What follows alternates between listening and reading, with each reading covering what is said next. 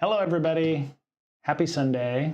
It is Brian for Breaking Down Security, BreakSec podcast, BreakSec Education, of which you can find us on YouTube and Twitch. Thank you to all the people who may or may not have seen my tweet that happened very late, and that's on me, about having our speaker on today. Mr. Berlin and Mr. Betcher, unfortunately, I'm going to, put my thumb on them and get them to join me next week for a show because they're out because of family things, and I'm going to make sure that we can get back together at some point. But until then, I am going to have the arduous task of trying to entertain our guest for an hour or an hour and 15 minutes. And for those of you who don't know who this is 5urvivatrix or Mandy, and I will let Mandy introduce herself. Maybe you, and when we're done, maybe we're definitely going to talk more about her, but I want to have her introduce herself and tell us a little bit about her origin stories. So, Mandy, please go ahead and tell us about yourself. Okay. Well, Brian, I am really glad to be here. This makes me think back to DerbyCon and being around the film stuff and talking with you and Amanda and feeling like, man, this is awesome to get to be sharing this time with you, to get to Very cool. actually have more conversation. Thank you so much. And to anyone who is listening, yeah, I am Survivatrix. Oh man, do you want the whole origin story? That's a very interesting. The War and Peace version, not the long version. They're just the War and Peace version, Okay, so I've been around the hacker world, cybersecurity world since around 2018. Prior to that, the first few years before that, I was actually recovering from really severe injuries, and which reduced me to being like a 6-month-old. So I had to relearn how to breathe, how to talk, how to use each eye, how to have limbs and walk, like everything. And before that, though, I had done a lot of volunteer work.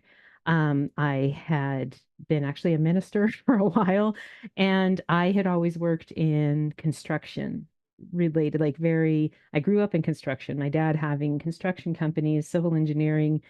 And I came from a very technical background because my dad, my uncle, my brothers, everybody was rebuilding cars, building rat rods, racing, airplanes, like, and a lot of my dad had actually at one point been recruited to be an astronaut.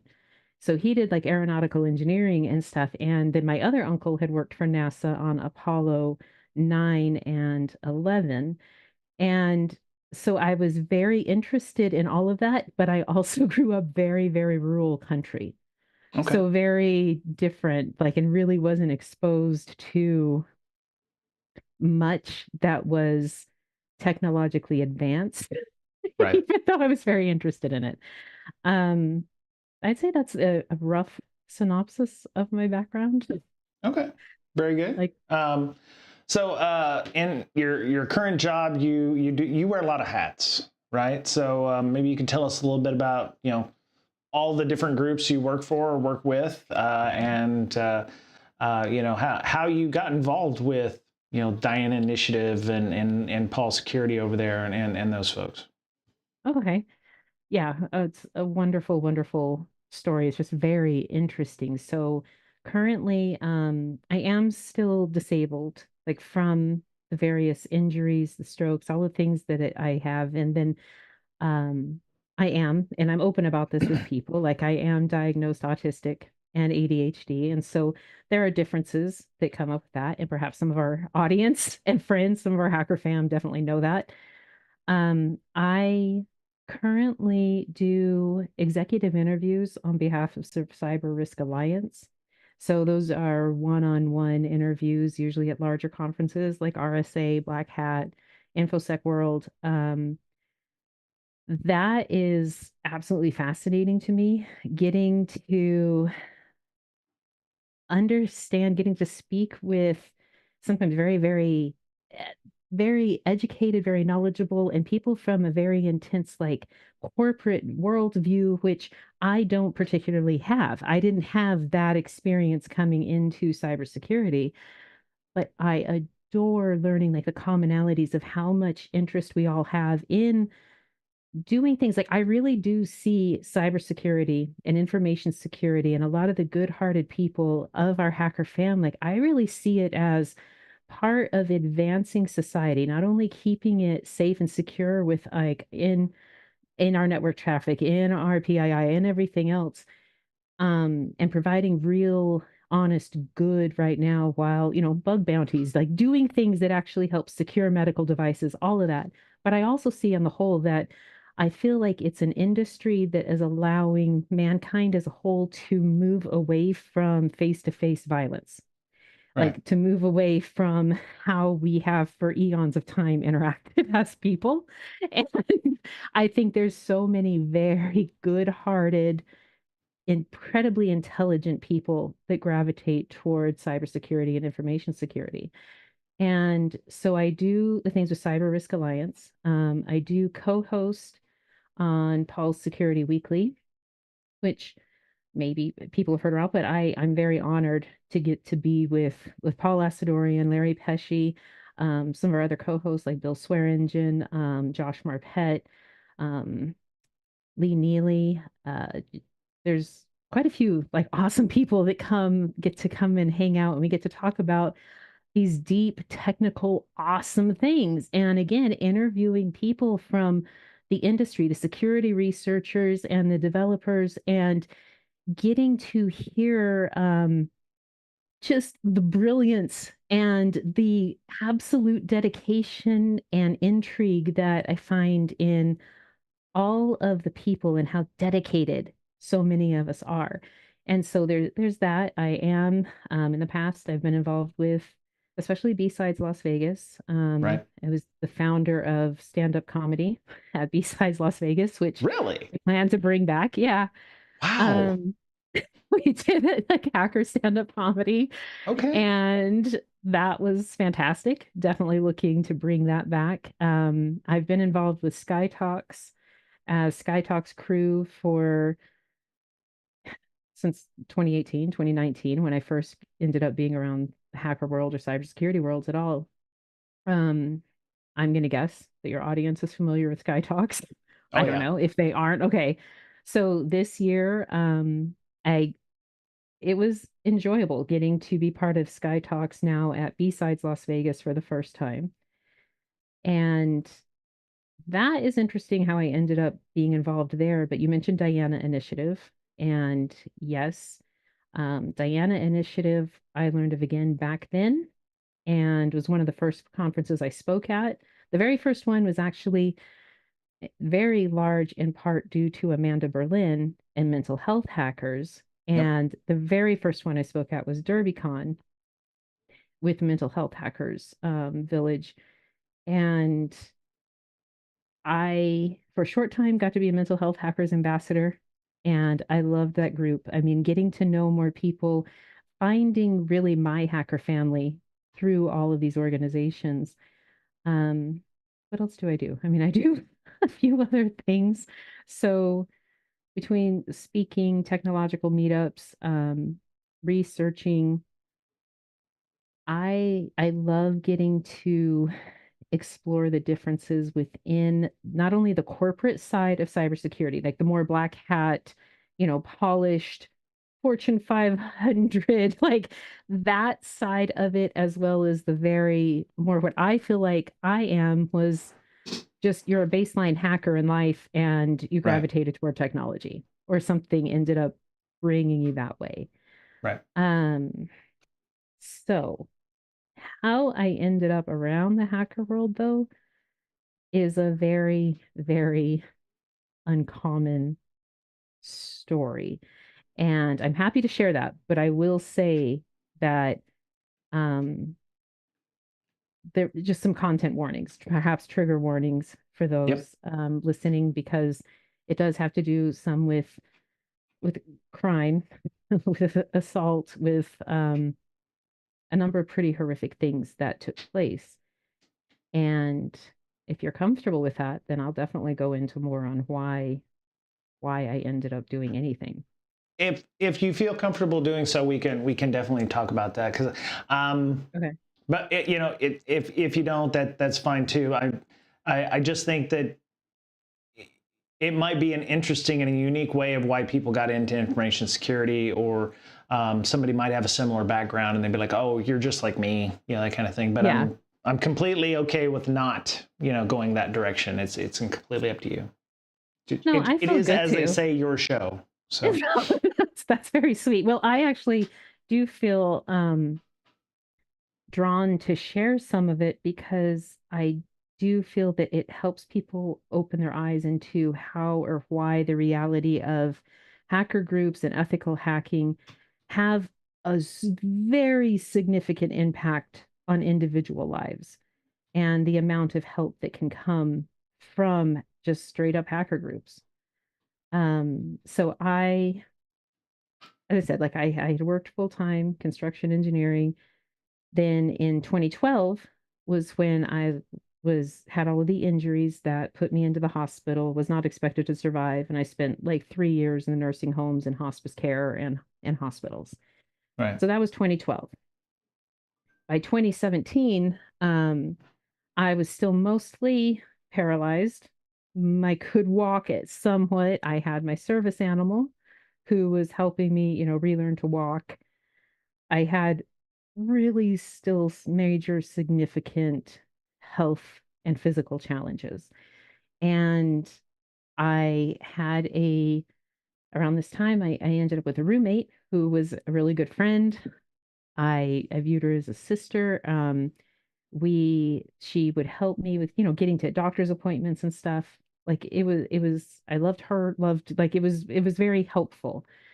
And then not too long after that, very strangely, a person that I hired to do some work in the apartment ended up, after he had done the work, he saw that I had done work with law enforcement in the past. So I had a badge like from that. And he saw that I had been a minister, and I saw obviously that I was disabled because I was still mostly paralyzed and couldn't speak. right, And so um he came back to the apartment and decided and informed me that basically I was the universe's gift to him and that I had to carry out everything criminal that he had devised and he wanted done. Now, at that point, I didn't know. wow, I was just like, okay, this is insane, but no, like, I'm not here for that. Well, I will make this a shorter version, but what ended up happening was he was a recognized domestic terrorist. And he had previously escaped from prison in Africa. And he was now telling me all of these plans of how he wanted to carry out all kinds of really severe criminal things, frauding people out of their houses, out of their cars, mm, gaining money in order to have girls kidnapped from another country, and how he had all of these horrific plans. And I didn't agree with being party to any of it whatsoever. However, I was paralyzed, couldn't move, right, couldn't get away, couldn't talk, couldn't do anything. Um, Over the course of several days, it escalated really intensely. Eventually, I did obviously get away. Strange thing was, he ended up taking over my entire life. So, and my roommate decided to join him. So it was an wow, incredible, shocking, horrifying thing because I had trusted her implicitly. She knew things about me. We knew each other's passwords to our bank accounts. Like we knew this because we had helped each other a lot and right, been friends. Well,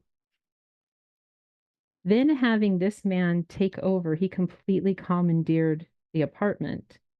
And he had all of my documents. He had every single item of personal identification. He had my wallet, he had my original birth certificate, all of my medical records, like every single thing he had access to. And he started putting out things and alerting that I was frauding people and creating all of these fake scenarios. And started also frauding people out of cars, trying to do deed fraud, get houses. Now I had Right. was gone. I wasn't there. But over the next 8 months, they hunted me and threatened me, and he did everything he could to absolutely destroy me. And at this point, Damn. so I'm going, so I was disabled. They had my wheelchairs. I got away with my service animal. I had like the clothes on my back. Um, and he did everything to end my disability, to end my medical care, to take over my bank accounts, to took over the mail, took over everything, and started all kinds of horrifying things. So at this time, it was nearly impossible to get assistance because nobody could understand.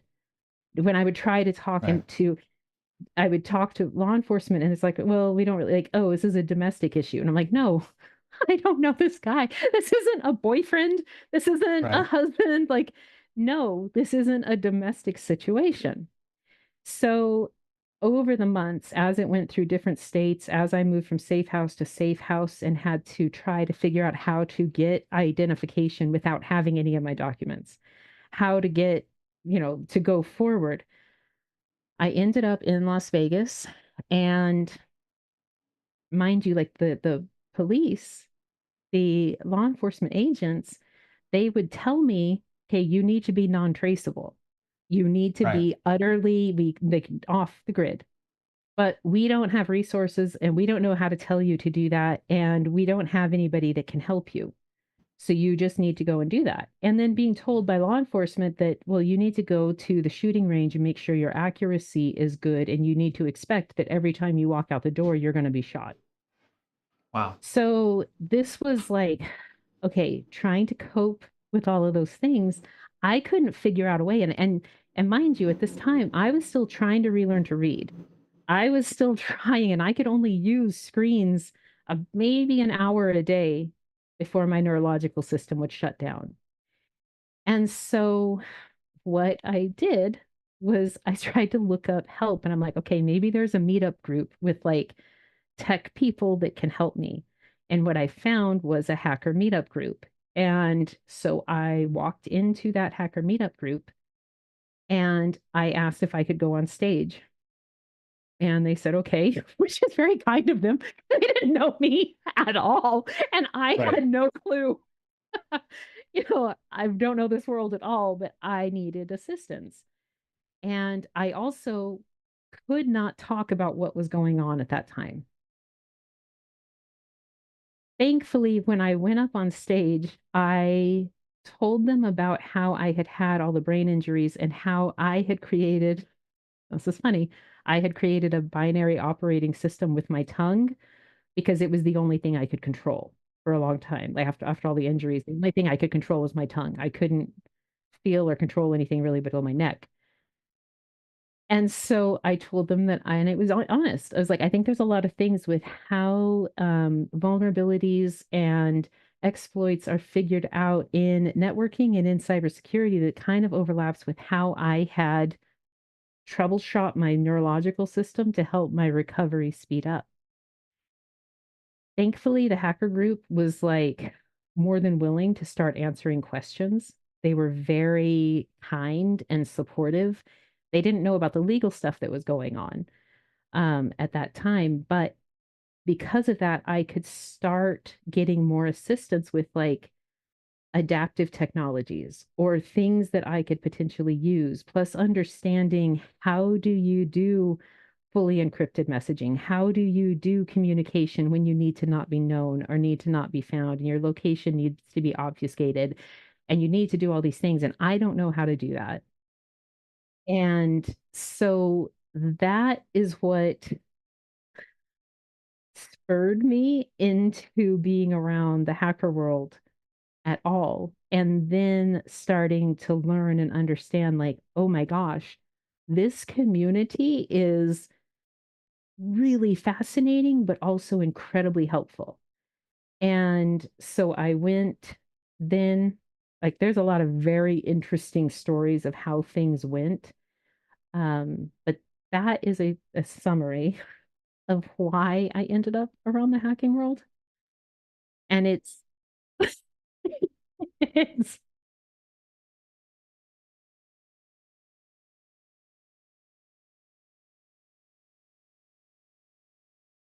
true.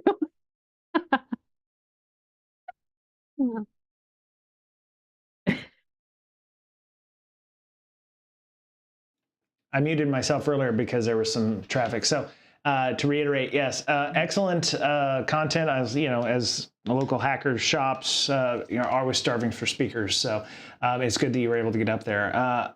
You know, it sounds like you need to write a book. It does. It honestly sounds like you need to write a book. Maybe some kind of, you know, 300-page bestseller about, you know, how I got to where I am today. I think you've got enough, more than enough there for. Yeah, you know, yeah, I mean, that's amazing. That's probably the most unique version of that I've heard ever, of how I got into security. And it's good that I don't know which security hacker group or whatever, if it was a local meetup or whatever it was, but it's nice that that organization was there for you, and you know that you had the wherewithal to find those folks, and they were more than willing to help. So it's a great story to hear that we have legitimate folks out there that are, you know, wanting to help out. So yeah. Oh, there were magnificent people. Like I did view it as, this is very strange because I'm not a student. Like really, I wasn't a student. I am, you know, female. I was very disabled, much more visibly disabled at that time still, Right. going through these extreme crises. And what I found versus what I'd come from, like of course, prior to the injuries, when I've been in construction, engineering, and inspecting and stuff. Now that was 3% female. Right. And so when I ended up going to conferences, going to B-sides, going to DEF CON, going to smaller ones, Cactus Con, or, you know, Hacker Halted, whatever, wherever it was, and I am learning and absorbing and watching conference talks and looking through information,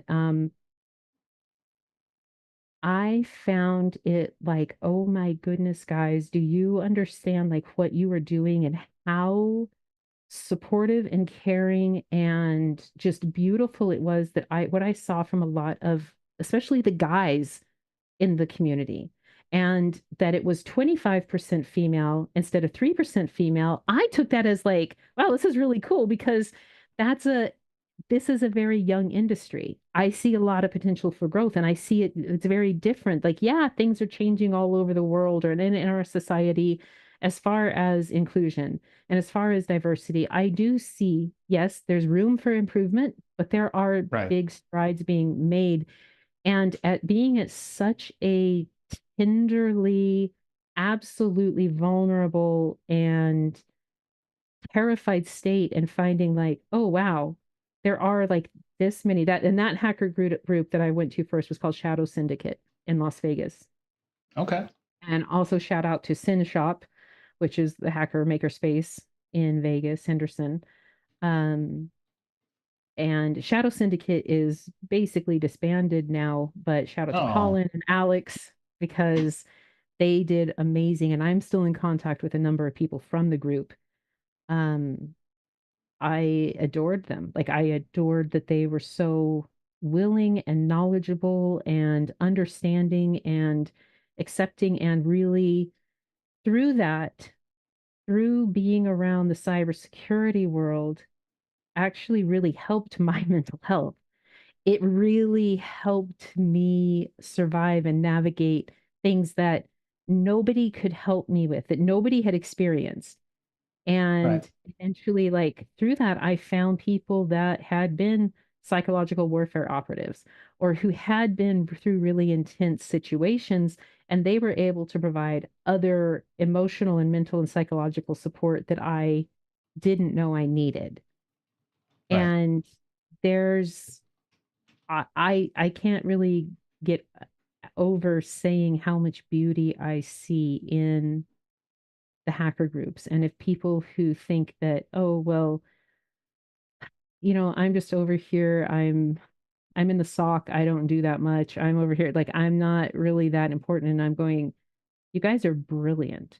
Like, you don't understand like how gorgeous it is to see the hard work, the dedication, the acceptance, and the inclusion. Yeah. And then when I went to other things like Diana Initiative, um, the first year I went to that, it was because it was free. And because I didn't have any income and I didn't have anywhere to live or anything.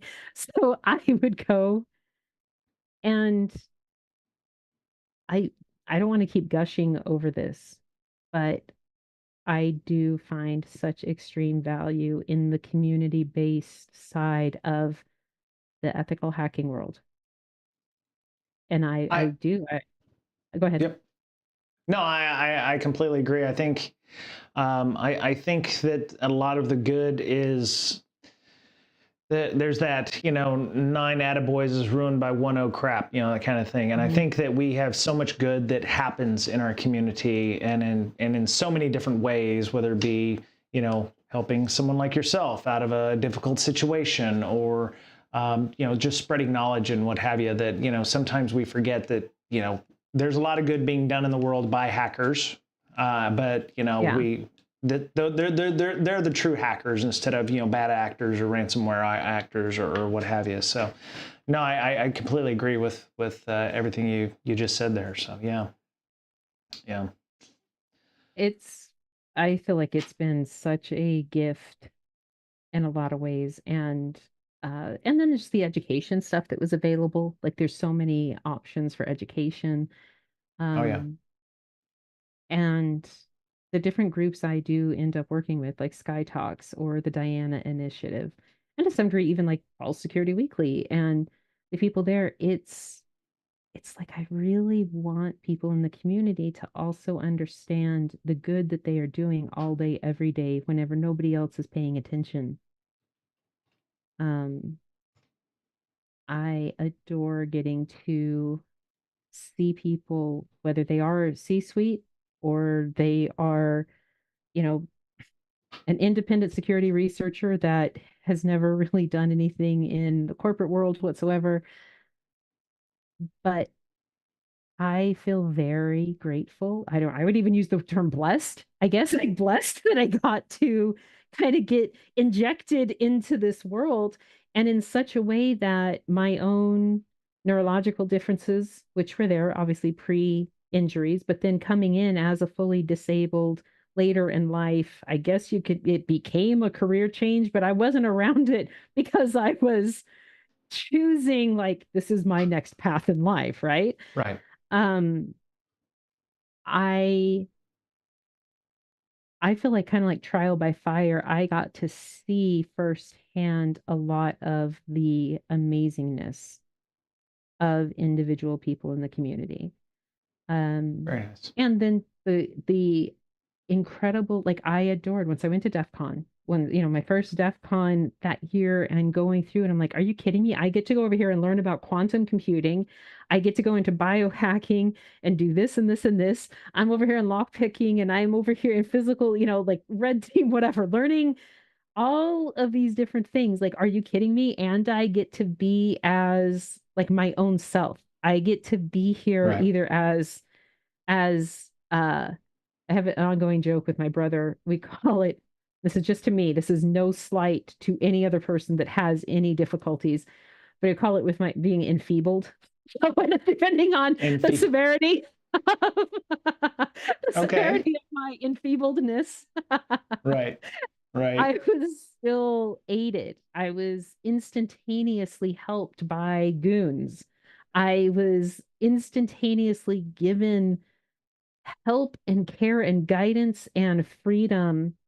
Um, so much so that the very first DEF CON I went to, I saw my dad right after it, and I was telling him some stuff. And this is my father. My father goes, wow, it sounds like you found a family. Yeah. Yeah. Because Yeah. my own family goes like, oh, you finally found where you fit, like where you belong. And I'm like, this is amazing. This is so fascinating. And look at how brilliant and fun and articulate and endearing so many people are. And it has a real job. It's a real career. It's not just like uh that you're baking something in an easy bake oven and just for your own fun. Yep. This is, Yeah. and I've Yeah. I gotten to mean, use that. I love hearing that, you're interviewing, senior leadership, and you're on, Pulse Security Weekly, and everybody has a way of giving back to our hacker family, our hacker community, in many ways. Some of us are doers, and we're, popping shells, and other people are educating on a regular basis, and it's just really great to see that, from all walks of life. And yeah. I hadn't seen you. I think the last time we saw you was in 2019 at DerbyCon, and Yeah. you had your dog, and you had your eye patch, and you were at the Mental Health Hacker Village, which I was helping and volunteering with. And then the pandemic happened, and we kind of lost touch with everybody, unfortunately. And I made the decision to volunteer for DEFCON this year. It was like, I just got done doing my own conference up in Seattle, and I moved down to San Diego. And one of the things I told myself was, maybe I'll go to Vegas, because I'm only 45-minute flight away. Right. Oh yeah. And I said, why don't I don't really want to like go to the conference. And I knew enough people at like B-Sides San Diego that I could, I said, hey, Nick Fury was my sponsor. I said, hey, Nick, could I, maybe goon at DEF CON? He's like, have you ever been? I was like, no. He's like, huh, yeah. Normally we ask for, goons who've actually been to DEF CON before. And I was like, right. yeah, I've done other things. I've ran my own conference. And he's like, oh, okay, well, goon with me at B-Side San Diego, and we'll do that. And, obviously it's not the same size. B-Side San Diego is like 350 people versus 30,000-ish that shows up to DEF CON. Right. But he was like, yeah, we'll let you be at noon, and you can come and goon with us. And I'm just sitting there after, I think one of my shifts, I'm on break or something. I'm sitting there, I'm checking Reddit or something, and somebody says, Brian, and I look up and I'm like, oh my God, it's 5urvivatrix. And I didn't recognize you because you look great. You look fantastic. Thanks. And I was looking for the dog, but I didn't see the dog. And I'm so, I actually posted my tweet of our photo that we took when we were DEF CON, because we were both goons, ironically enough. I didn't make the connection. So how many DEF CONs have you been to? So 2018 was my first. And I have attended everyone, even the one that was only like 3,000 people during the pandemic. So the only year, I guess, technically was 2020. Right. It wasn't, right? Because we were, and that was a bummer because we were organizing DEF CON prom, and I was all excited for that. Didn't end up happening. But then I have been, so 2018 was my first, which was an amazing experience, an amazing story. And then I very quickly just ended up in the Sky Talks crew. So then I was volunteering with Sky Talks, back of house or front of house. And that I loved enforcing and emceeing. When I got to enforce and MC there, that was just my this is amazing. Like, I love this. Plus the acceptance of my disabilities or differences. Like when I did need to use a wheelchair, when I do have my medical alert mobility assistance service animal with me, but getting to help and work with the crowds, getting to interact with the goons. So what happened was that would have been at DEF CON 30.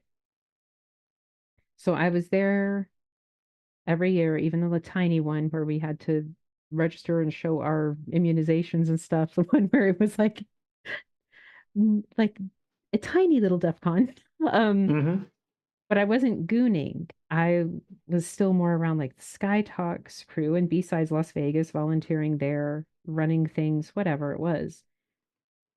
Last year was my noon year. Really? But what had happened, but what had happened prior to that was actually, well, and I'd known Nick Fury from the start. Him and Zulu and Bruiser and Angel, Dr. Fed, DC, like from my very first con, I they had so intrinsically helped me in numerous ways. And so while I was enforcing Sky Talks at DEFCON 30, um, I had an incredibly kind compliment because Pinball, Geek Speed, and White Chris, they asked. White Chris. White Chris. Sorry, for those of you who don't know, these are all hacker handles for goons and stuff. I actually know some of these people now because I've actually gooned with them. So, but yeah, White Chris. White Chris. So yeah, White Chris. They were incredibly, like, it was amazing to me because they came up to me and they said, how you are handling this is exactly how we want our goons trained. Would you be willing to do training for newbies and for goons? Because how you are handling the crowd is like what we are looking for exactly. And I was That's like, awesome. oh, wow. So I became an honorary goon. Like, so Okay. at that moment, I was like an honorary goon, incredibly kind. Like, they invited me to a goon party and stuff. I was like, oh, okay, this is cool. Right. So Right. that was from enforcing Sky Talks. So then technically last year was my noon year. Okay. Even though I was already had been tapped to help train goons. Right. I hadn't officially become one. So last year was mine. I was sponsored, of course, by a couple of people, including White Chris. And Yeah. then it was good. Like I this was my first year as a goon, technically, nice. because prior to this, and so I was an enforcer and grunt for Sky Talks. And it was a similar, like a little bit more intense, but a very similar role. Right. So Right. what were your takeaways? I mean, what was your noon year like? I honestly didn't know what to expect. I was, I had not gone to Vegas because I don't like crowds. I was, Okay. A huge thing with no, crowds. I wasn't a fan of going to hotels that was full of smoke, and it was the thing where I was like, yeah, I don't really want to go where it's 150 degrees. You heard stories about people, oh, I have to go across the street, and it's 115 degrees, and got people with heat stroke. And I'm like, oh my God, that sounds awful. And it's like, why do I want to be in that? And then I heard when they got, I was sitting at home. I know exactly where I was sitting when I was on Twitter, and they were like, oh, we've evacuated DEFCON. DEFCON has truly been canceled because of the bomb threat that they had. Right. And I was like, wow, cool. Well, not cool. I mean, obviously, it sounds like, I talked with some of the goons who were at that, and they said it worked, magnificently. Caesar Security was complimenting them on the fact that they managed to get everybody out in such an orderly manner.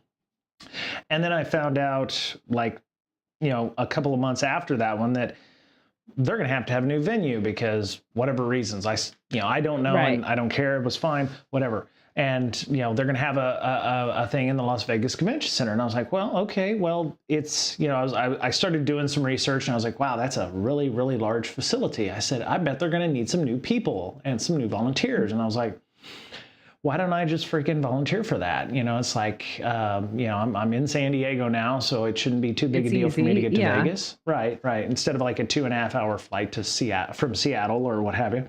And so I'd already known a couple of folks who, in the DEFCON San Diego chat, the 619-858. And I said, hey, could I need to talk to somebody about potentially being a goon or something. And that's when I talked to Nick Fury, and I'd seen him I'd come down before we moved to Seattle because I wanted to get kind of plugged in with the local scene. And we have a huge San Diego InfoSec scene here, amazingly. So he's like, yeah, we'll give you a try here gooning for B-Side San Diego. And yeah, I mean, it was. So with DefCon Vegas, you know, there was a lot of new stuff. I actually just went to the monthly DefCon meeting where I heard a lot of feedback from folks. Everyone loved the venue. I liked the venue. I thought it was quite nice. Very spread out. It does offer room for more people to show up, and next year potentially. And you know, it's the issues that happened were all, I think, new venue issues. You know, some of the lines were a little congested and what have you. But you know, and I don't know who's watching the stream right now, but because I'm a noon and they haven't officially told me I can come back as a goon, I'm going to be nice and not say anything negative, because I don't really have. Honestly, I don't have anything negative to say. But I think everybody.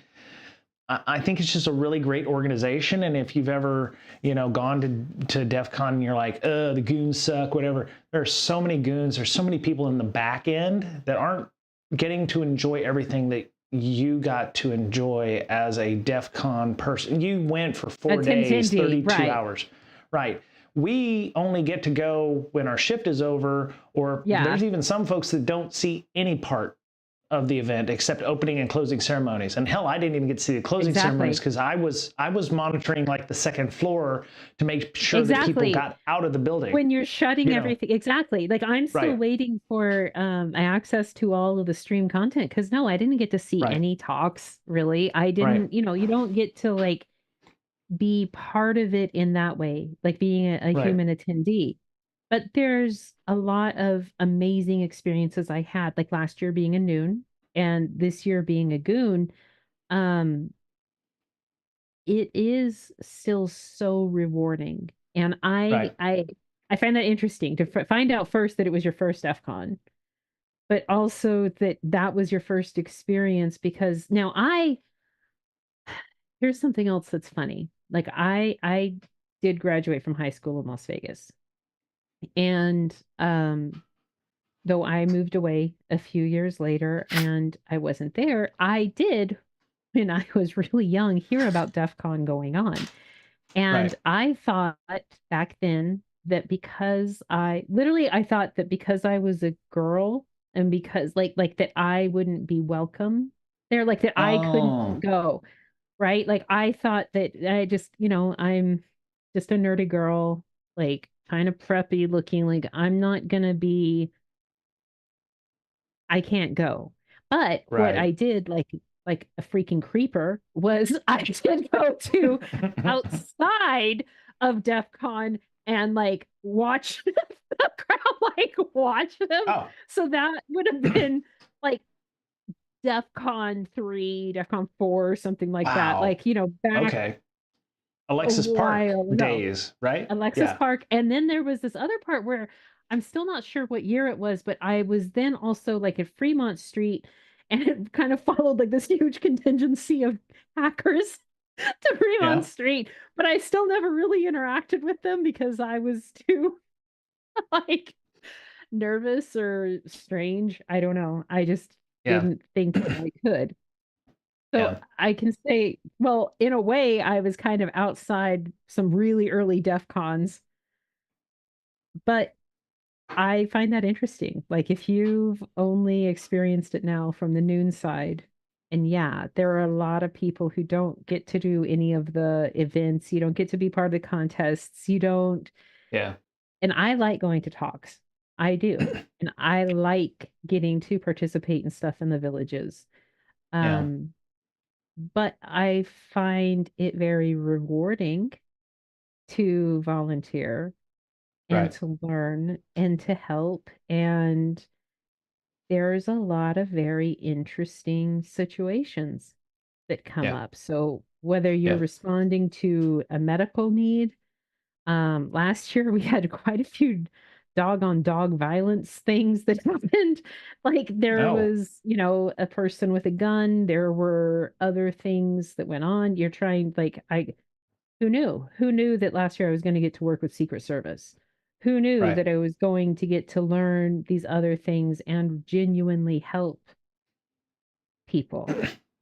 And I last year another noon that I worked with, he had never attended either, and it was his Okay. first and only experience was as a noon, but he also hadn't really been to any other hacker conferences where you had the experience of having run Ah, your own and you've right. been, I mean, do you go to like um not tour camp, but TourCon? Like, do you go to other things in San Diego then? Yeah, so I've been to at least a couple of the B-side San Diego's. I Okay. went to B-side Seattle, I think 3 of the 4 years. I went to HushCon at least three, Mhm. 4 times when I was up in Seattle. I've been to DerbyCon 5 times. I went from 5 through 9 to those. I understood the whole vibe of larger conferences, especially like DerbyCon. You mentioned Hacker Family earlier. I mean that was the whole the whole guiding principle of Yeah. DerbyCon was the Hacker Family. And I don't know why I go to conferences, to be honest. I Really? don't participate in the CTFs. I don't speak. I actually, the BreakSec Education podcast sponsored B-Side San Diego, but I also volunteered. So I got Okay. 2 different colored badges, and people were like, "You're not doing it right." It's like you should have a table and stuff. And I was like, well, I don't need the table. And I was like, I was volunteering and I sponsored it. And they're like, yeah, that doesn't work like that. You shouldn't be doing that.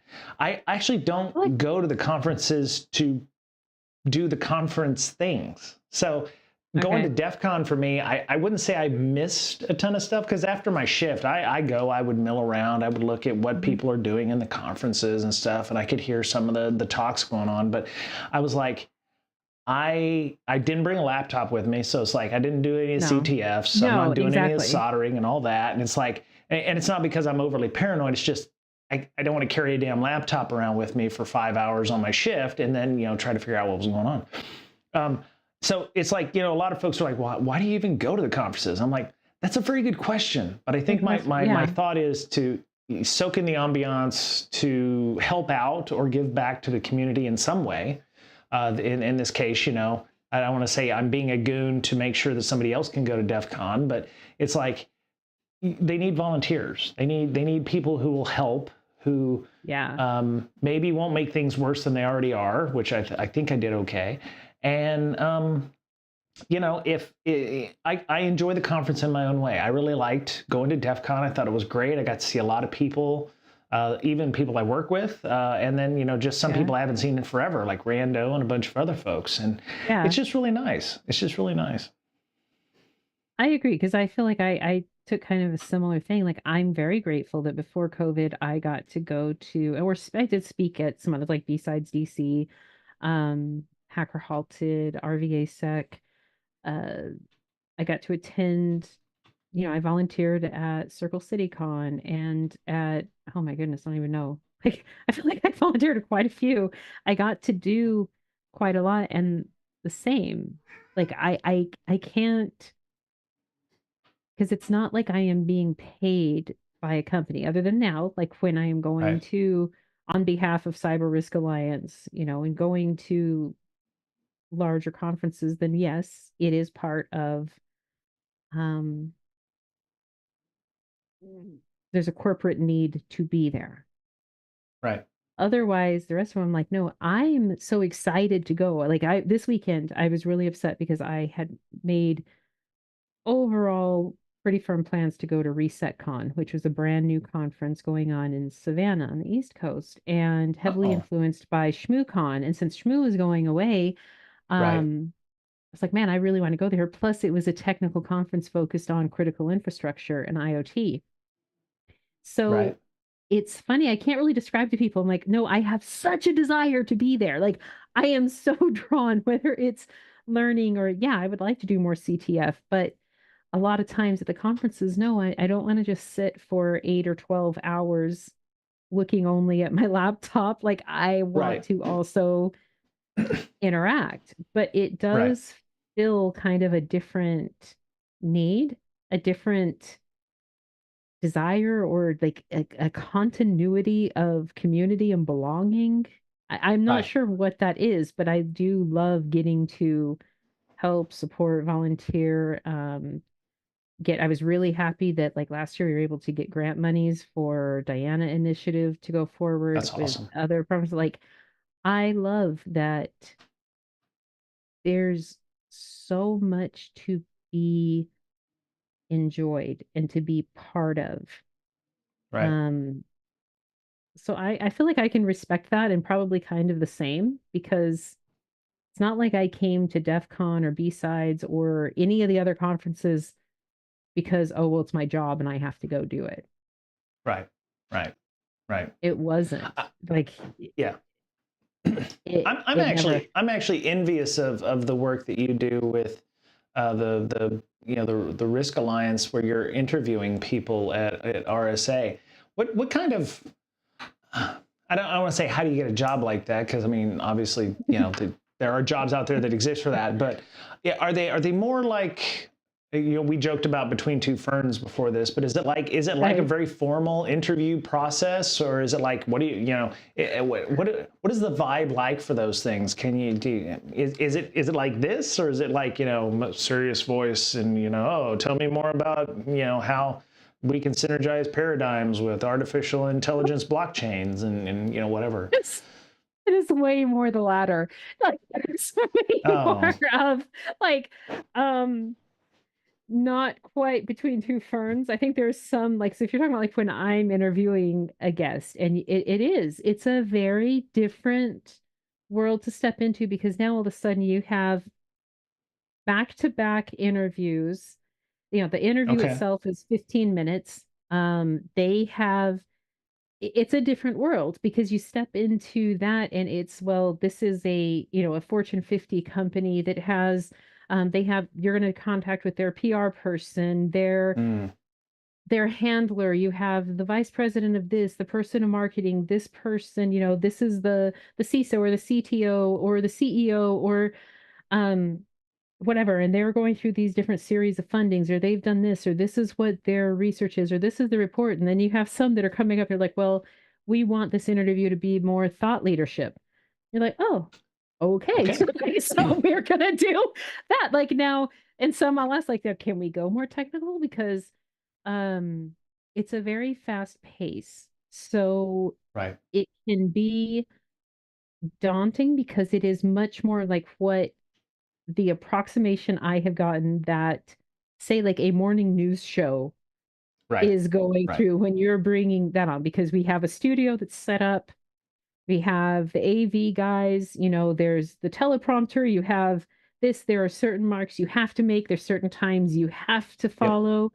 Yep. Then there's seed questions. It could be from the PR person. It could be from the person themselves. They may have never heard of it. They may not know what in the world we are planning to talk about. Right. And then you've got to Right. follow like, okay, legal things, NDA constraints, what actually needs to be brought out. Here's what Yeah. I found. And so, and if it's a product, or let's say it's a technical Right. thing that I have researched and I'm like, okay, these are the things that I find interesting and I want to ask about. Are you comfortable going like this? And it's very different because a lot of times you literally only have 2 to 5 minutes before the interview, before you go live on camera, to run through, build rapport, get the person to feel Right. comfortable and trust them. Like, we've got this. And what do you want covered? What do you not want covered? Yep. Here's, and now we're live on screen and let's go. Yep. And there's no downtime for editing. There's nothing else like that. And you know that, okay, thousands of people are watching this instantaneously. Right. And going back to yeah, it's interesting because when I know I have an assigned interview, and I have to, and thankfully, I want to give a really big shout out to CRA and to the Security Weekly because the crew has stepped up in dealing with my disabilities, in dealing, like, for instance, when there are times, an after effect of the strokes and autism and problems is I lose speech. I have very intense aphasia at times, and my speech goes to almost nothing, or it's just stuttered, blurted words. It sounds like it's not speaking like this. and I will lose vision in my eye and my face will start drooping and I can't physically move. There's things that go on. And thankfully, they are willing to modify, adjust, and support. So I Right. have a huge shout out to them because it is very, yes, now we must synergize the quarterly this. And I'm like, that's right. And now I'm also like going back to, well, but your white paper shows this, and these references show this, but according to this breach, we've got to bring this Right. out. It's a fascinating and complex scenario. Like I do thoroughly enjoy it because more than anything, when the person is there to be interviewed, I want them to have the interview that they and their team are thrilled with. I want them to feel like this was doing something, not Right. just, okay, you're running through another media thing that has no bearing. And my heart is always with the people who are in the trenches. My heart is Uh, always with, right? Like, I guess because I come from a more in the field, be the contractor, do the things, help the people in the warehouse, help the people in the trenches that are doing the things. And so even though a lot of our audience it's geared more towards CISOs, and of right. course, I'm interviewing a lot of C-suite individuals. Like that is the majority of it. And I really try hard to meet all of their points, all of the things that marketing and PR and they want for their advertising, Yep. but I want it to reach the heart of the people in the SOC or the people that are actually needing to integrate your software or looking at doing whatever it is, like that may actually be using your product or service or whatever. And I want to know the differentiations. And I try really hard to keep them from going into just marketing terms. Right. Right. Like not all the buzzwords, not all of the constant, like the joke you made about like blockchain, AI, military grade stuff. Like Right. Right. you You got to don't want get it to be real. completely fluff. Yeah, you don't want it to be completely No, fluff. Yeah. I Yeah. don't. Like I never want it to be fluff. I never want it to be pained. And it has made me sad sometimes whenever um people that I've interviewed, they'll get done and they're if they're happy, they're pleased. Like I'm grateful for that. I'm good that marketing has signed off, legal has signed off, PR has signed off. They're happy with this interview. And I adore when the interviewee is like, wow, this was actually enjoyable. Or this is the only time I've done hundreds of these, and all of them have felt very dull. Right. And I'm like, I Right. feel bad for them. Like, that's hard. You're just going through the mill. And like, I've had them where they go, oh, wow, I've never had an interviewer that knew the technical side. And I'm Right. like, what are you talking about then? Like, what is it?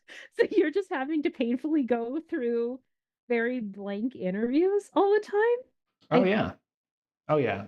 I'm imagining it's like the press junkets that stars have to go to when they're pimping out their movies or whatever. It's like you've got yes. 5 minutes with Hoof and Hound, and then you've got Vogue, and boom, Yes. boom, boom, boom, boom, and after a while they get asked the same questions over and over again, Yeah. and they're like, oh yes, I enjoyed working with Gary Oldman. He was very, and it gets boring and repetitive, and especially if they're doing it in multiple cities. So anything you can do, and it sounds like you do, you bring a little something extra to it, a little extra color, a little extra panache, if you will, to make it a little different.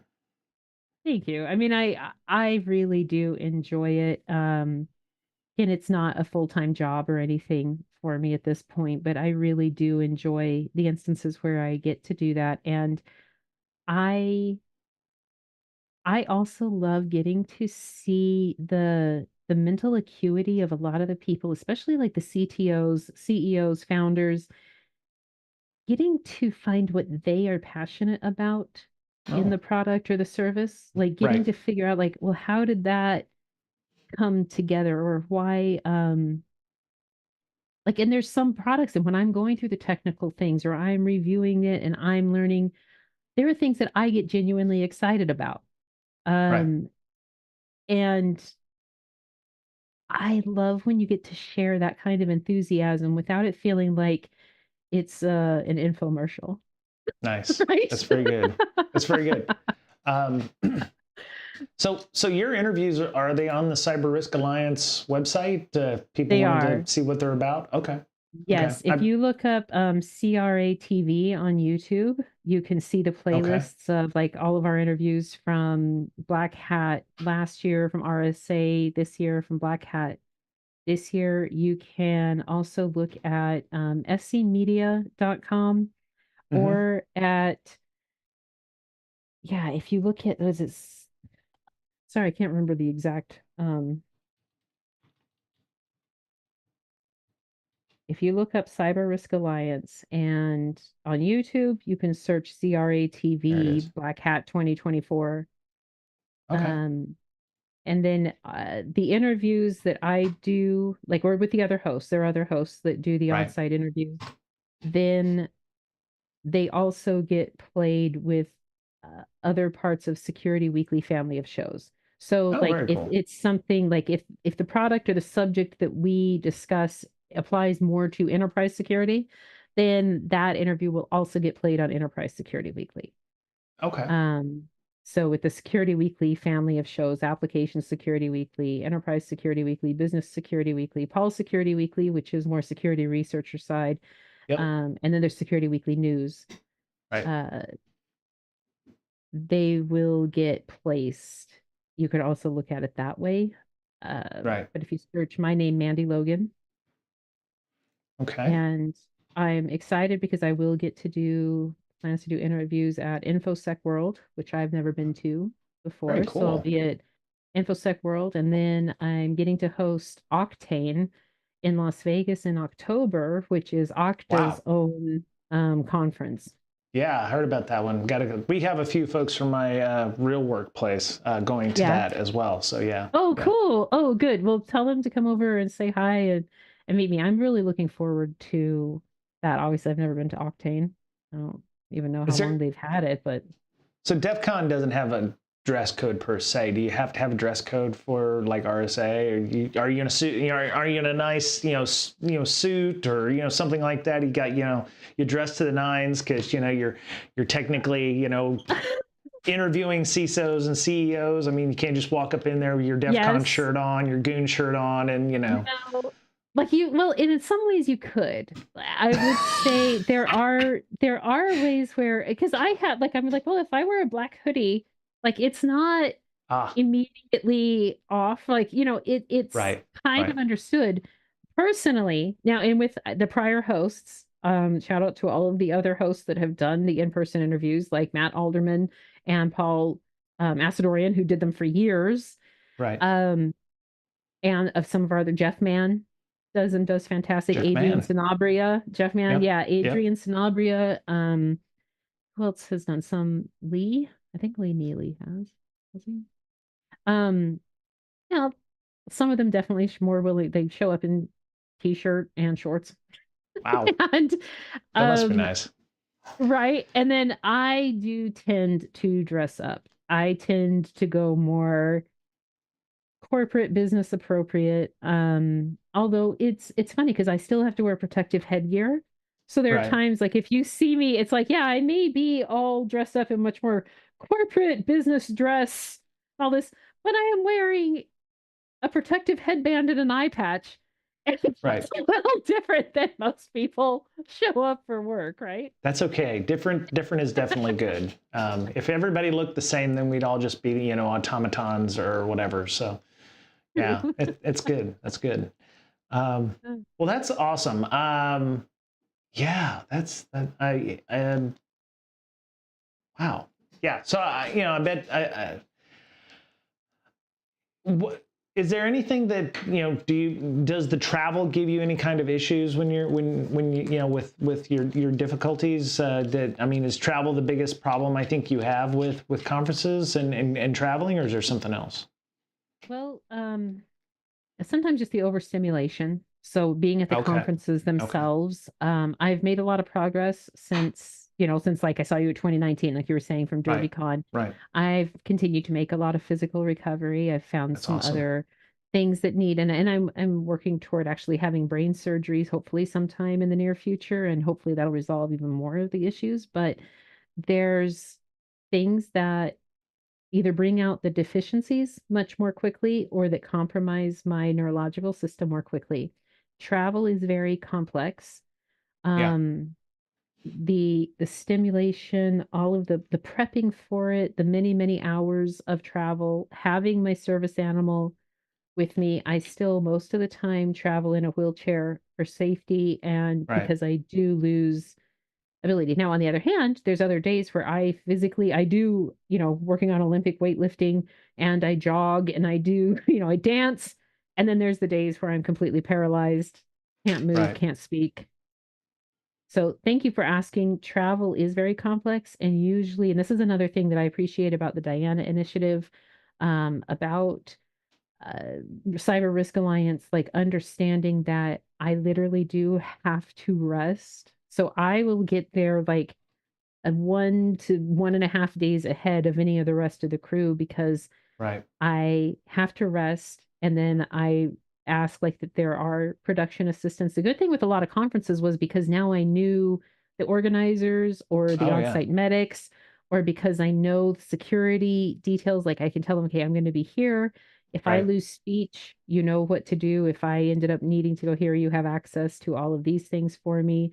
If I am speaking, and I've done this before when giving, a keynote or talking or something, say like, okay, team, everybody here, if I lose vision during this, which is very possible, this is how the rest of the thing will go. If I Right. lose speech while I am speaking and while we're doing this, this is the overall plan. You don't need to worry. You don't need to stress. I appreciate all your care, but we have an on-site designated medic who is here and understands exactly what to do. So there's a lot of coordinating that needs to go on. For me, what is hardest, of course, recovering from travel, both directions, wherever it is. Um, and that takes usually 2 to 3 days to really get my system reacclimated.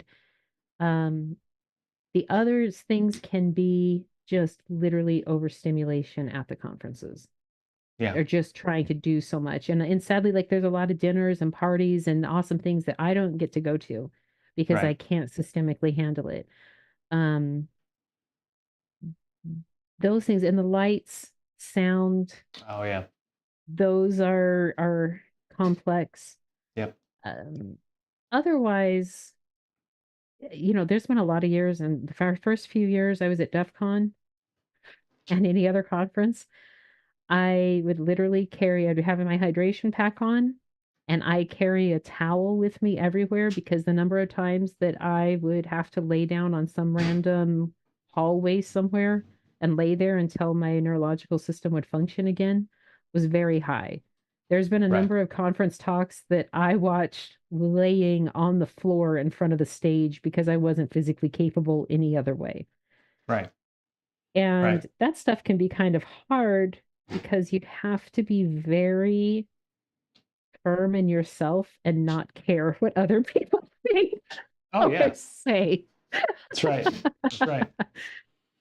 That's right. Well, and you never forget your towel, right? Always have to have your towel. It's like You have Hitchhiker's to have Guide. it. Hitchhiker's Guide. Never Exactly. forget your towel. Yeah, yeah. So my question was kind of a segue into I think the last thing we had discussed before here, and some of it had to do with adaptive technologies, and I know that that's a big discussion all by itself because you're leading into user interface, user experience, being able to secure user interface and still having it being useful, that kind of stuff. But what what what do you see as your adaptive technologies that you have to use? Obviously, I guess that's what I was thinking about. It's like, how do you create secure adaptive technologies that are also usable? And since you use those, do you have experience with the security or the insecurity of those things when you're using them? You know what? Not nearly as much as I would like to, because there were a lot of times like, and you're going back now, let's talk from like a few years ago when I was talking about Sure. like my origin stories. Right. And it was very interesting because the adaptive technologies I was using at the time actually were part of what helped with where I could provide data to law enforcement to help take down that criminal that couldn't be provided by any other Right. victim of his because they didn't have the recorders and things, so they actually ended up helping. And what I found the most useful, because of having to really minimize the stimulation of my optic nerves and my so needing to minimize screen time, obviously Right. using everything that could do that. So screen readers, and I'm going to be very honest with screen readers. I still haven't found one that I absolutely trust the security behind it or that I think works amazingly. Now, there's some, if Hmm. you're looking at like a smaller, this is very good for people with highly sensitive neurological systems or who are neurodivergent, especially if you have any kind of dyslexia, any kind of learning differences. Certain things I found like Spreeder, which is Spreeder, and you can take your documents and it makes it into where only like 3 words will display at a time, and it's central in the screen, and you Hmm. change the pace so that it actually teaches you how to speed read, get the meaning of things at once with the information chunking, because you choose, well, it's going to take this document, this news article, this book, whatever it is. Like I've done it with Kali Linux on, what is it, Kali Linux Revealed, or with news articles, with whatever I'm going through, and decreasing the amount that my eyes have to move back and forth is a Right. very helpful thing, which is very Oh, helpful for everybody with highly sensitive neurological system. So being able to whether you're using it on, a phone or you're using it on your laptop, your desktop, whatever, right. um, I really recommend using Spreeder, because as you go through it and you can set it to where what I would do is set it up to where it would repeat like one sentence 2 or 3 times before moving on to the next sentence. Right. And with while I'm having to relearn to understand communication and relearn to speak and trying to absorb the information and modifying to handle my neurological differences because of being dyslexic and because of being ADHD and having those, I found that using like that kind of adaptive technology expanded my abilities to actually absorb information in a whole new way. Right. And with Spreeder, I personally felt like the security I wasn't really worried about because I wasn't going to put items into it that were my personally identifiable information. Right. I was only going to use commercially available, like basically, stuff that was already available. Yep. Other things that I used a lot, and that helped, like with the criminal case, where I used phone recorders all the time. Like if I had to join a meeting or I had a telehealth meeting or something, I would have to, if you can imagine this, imagine that your neurological system can at max handle 42 minutes of audio in a 24-hour period. Right. Well, for you to get through incredibly basic things of life, it that's going to use up some of that. And so I would have to record nearly every conversation, every meeting, everything, and I would have to break it down into like 10 to 12-minute increments and spread it out over days. So I used a number of different phone recorders Right. and other things where it would make the transcripts or would do the text to speech. And those things alone were probably some of the biggest aids. Like getting to the point where you could talk to text, even just text messages, then being able to talk to text, Google Docs. I mean, anything on the internet. That was what I had to do. Um, I still couldn't read. So I still couldn't neurologically comprehend or make the letters make sense, but I could talk to text and it would seem like I knew what I was doing. Nice. And, and it advanced a lot of things like being able to get a new wheelchair, being able to learn things at the conferences, or as I was trying to do CTFs, or I'm Right. trying to learn what people are telling me to do. Um, those adaptive technologies were to me the most front and center. I haven't had to have any of the the devices that come from like a medical supply side or from like with speech therapy. I didn't need the audio vox. I didn't have like ever have a programmed computer that would give my responses.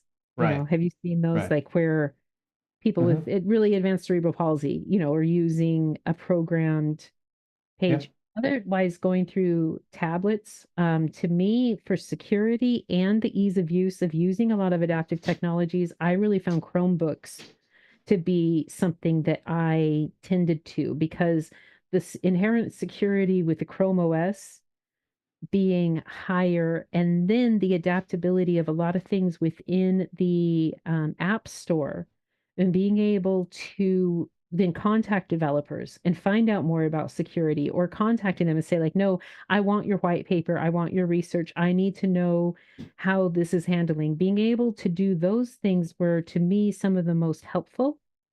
And Hmm. that was one way that I pushed to do exactly what you were asking about, like trying to enhance the security of my entire life while adapting to adaptive technologies and generally needing to create it on my own with limited energy, limited neurological capabilities, not because of cognition, but because of physical limitations and the amount of fatigue that would come up. Right.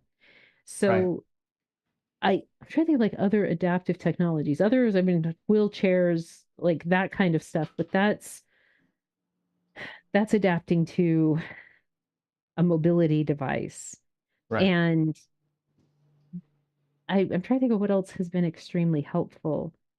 Um, Being able to use, uh, I have gone back to Google extensions a lot because, again, I could contact the developers, I could ask for things. A lot of things that I needed to do had to do with modifying say video playback speed. Right. If it's a video that wasn't on YouTube, to where I could modify the speed. There were times where I needed it to be at 0.5, and there's times where I Right. needed it to be at 2x in Right. order to comprehend or to handle what I needed to do. I view that as an adaptive technology, just like being able to adjust your audio, being able to put things into baseline frequencies that my neurological system, being because of all the brainstem damage, like handling sound is the last skill that my neurological system has developed the ability to handle. Hmm. Sound has been the most complex. Right. And getting to use things that would allow me to adjust the tone of something, the frequency, like the rapidity perhaps of speech or information, having the power to adjust all of those things, I feel like opens up the the usability for every single person, whether you are specifically have a recognized difference or not. Right. That, yeah, that's what I like about all of those technologies is they can be used by everybody and they're widely based. It's not Yeah. like you said, you can reach out and a lot of them are open source developers or people who are willing to help because they may be affected by this as well. So Mhm. I what I like is those are they're now widely available. I mean, it's like thankfully we have the ability through our phones that we didn't have 30 years Yeah. ago. So a lot of folks they don't know any different. So yeah, I could definitely try when I read PDFs instead of getting like a book, because I'll kickstart something, it's like I don't want a book, I need a PDF. But then I find myself I can't get through a PDF properly. So maybe using Okay. some kind of technology like that would help out with me looking at content or something like that, and getting me on there. So that's awesome. Wow.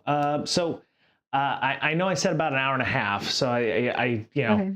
I just wanted to see if there was anything else you wanted to talk about in the next few minutes that we have, or I can let you go. I don't know what time zone you're in, so it could be midnight for you. So It's 11 for me at this moment. 11. Okay. All right. Yes. Cool. And well, I've really appreciated this. I'm happy to always answer questions or give more feedback on things. Like there's other, trying to think really of like other technologies that have helped. Of course, I think the majority of us understand the differences with custom GPTs or being able to Right. use different AI assistants. One I really enjoy is Pi AI. I've found that one to be, for my own personal use, to be very helpful because I like how it trains and adapts to the conversation and to your life even more quickly than I have found with Bard or Copilot, like Right. any other one. And I think there's a level of where doing things like that and being able to set reminders and cope with executive functioning difficulties, speech difficulties, stress level modifications, these things, like you're saying, I'm so glad that we have them because I think it helps us unlock for all of us more of our inherent superpowers that maybe we didn't realize we had because, like you're saying, like before, there was only one way to do certain things. You That's had, right. in the past, like whatever, you have dyslexia, well, you have to go to the library and read 40 books. Like there's Right. no other, you're not Right. getting around that. Yeah. Exactly. Um, I'm not sure. Like I very much appreciate being here. I would say for people to Yeah. check out the Diana Initiative. It is a Yep. charity based on supporting underrepresented individuals in to be successful in cybersecurity. I'm working with them more specifically on the neurodivergent initiative within that, Okay. and looking forward to and all kinds of things. I think there's a lot of really good things on the horizon, and even though we may have kind of a love-hate relationship with new products and with the marketing side of cybersecurity and with the vendor-heavy side. One thing I will say is there's still a lot of products that do make me happy, and like I do get excited about where the industry is developing and how it's modifying. And I feel like I can be a very realistic person, but I kind of want younger people to also know not everybody is a curmudgeon. Just because Yes. That's a we good one. get That's a good one. Yep. Yeah. not, It. No, I agree, and that's yeah. I think that's something to think about. That there's always different points of view out there. So don't we're not all curmudgeons. There's a no. good number of us out there that are trying to be pragmatic as we can be. So yeah, but And yeah. I'd say real quick, the other thing is like literally coming from my experience, since I did share more of my origin story, um, I feel for all of our lovely hacker fam that they are securing 10,000 endpoints or that they are trying to Yep. monitor, all this, like those are all huge, real, viable, needed things. And yet there's also a point where it's like, well, it helped individually save my life, like my actual physical life. And there's other women that I've gotten to help, other people that are going through extreme um criminal activity. And what I like learning, say like at hacker meetups, is when you see somebody presenting their personal private project And they're like, well, but it doesn't really have any application. I'm like, yeah, but it could be used for XYZ. Like Right. there's a lot that our hacker fam knows that is inherently beautifully helpful to the layperson out there who, and you may never know how that's going to impact them. Yep. Um, Yep. and I feel like it's incredibly easy to get beat down in InfoSec. There's a lot of people with trauma or with difficulties that gravitate toward InfoSec. And so I feel like if I could say anything else, it would be that internally you literally do already know everything you need to in order to get through whatever problem is coming up, whether it's incident response, some other massive breach. Like, trust yourself, you know how to get through it. And that, in my experience, humor is not just medicine, but it's actually part of what allows life to go on at all. So do try daily to look for some humor and fun in it. There you go. Yeah. There you go. Fantastic. Well, I can't say much more than that. I think that's it right there. Mandy, I'm so glad we got to speak, and I'm glad everybody got to see your story and hear about what you're working on. And I hope we can have you back at some point in the future to, have That'd be more nice. conversations. Okay. I would enjoy that. Thank you so much for sharing your Very time cool. and all of your setup. This was gorgeous. Yep. Okay. All right. Well, thanks everybody for being here. Sorry, Mr. Betcher and Miss Berlin couldn't be here. I'm going to get them on the call next week, hopefully. Yeah. And I'd like to thank everybody for being here today. This has been BreakSec Education. I'm Brian Brake with Mandy here, and I want y'all to take care of yourselves. Have a good week. Be kind to one another, and as we're fond of saying around here, take care of yourselves, because you're the only you have. Okay? All right. Well, take care, and we'll talk soon. Bye, y'all.